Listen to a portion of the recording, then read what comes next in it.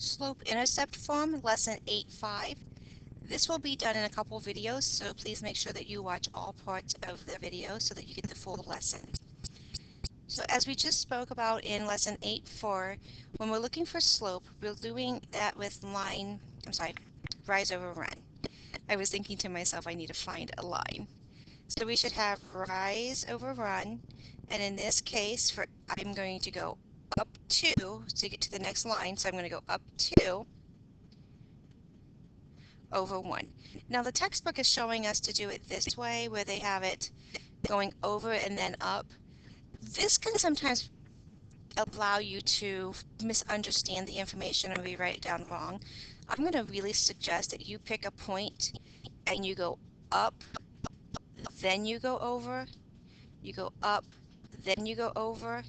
You'll find that if you do that, you make sure you put the rise over the run and not accidentally put run over rise, which would make it completely wrong.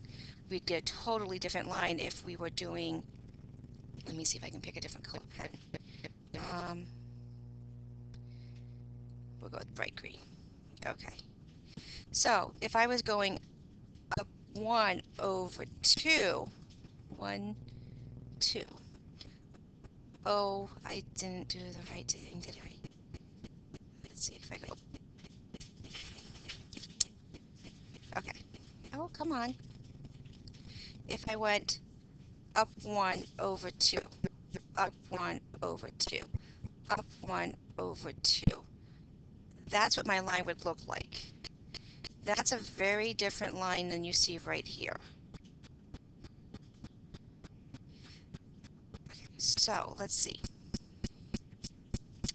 What does it say? Now that the slope is equal to the coefficient x, the equation y equals, okay, so let me erase some of these things that I have written on here. Let me grab my little eraser, get the big circle. That's interesting, it's not erasing my lines. Okay, so ladies and gentlemen, we see that this equation of this line they're telling us is y equals 2x plus 3. So we know a couple things. We now know, oh, that's not a good color to see. We know that, right? We know that's not a good color to see. Y equals 2x plus 3. Well, I can easily find the y-intercepts and the x-intercepts. If I put 0 in for x to find the y-intercept, I find that y equals 3. So at 0, 3, here's one of my points. I also know that I can check my x-intercept to make sure that it would be correct. So I can put 0 in for y, and I would get 2x plus 3. I would, okay. Then I'm going to subtract 3 from both sides so that I get negative 3x equals 2. I have to isolate x still, so I need to divide both sides. And I get negative 3 halves equals x. So negative 1 half, 0. And then we know that this is a point. So I know that this line was drawn correctly. So if you ever just need to check to make sure your line is drawn correctly, that's great. We have some other things that we know. We know that it's going to cross 3 because when I put the 0 in for x, I got y equals 3. Well, let's look at this equation really closely. Is there something there that might give you a hint?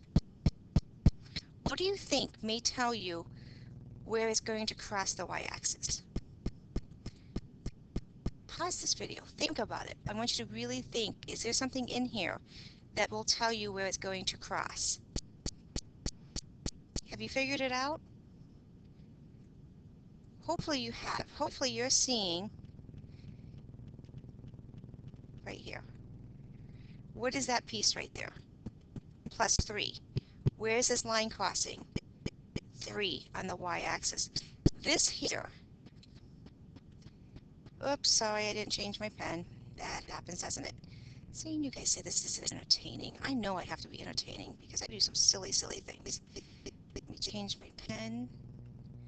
Okay, so right here, this is called the y-intercept.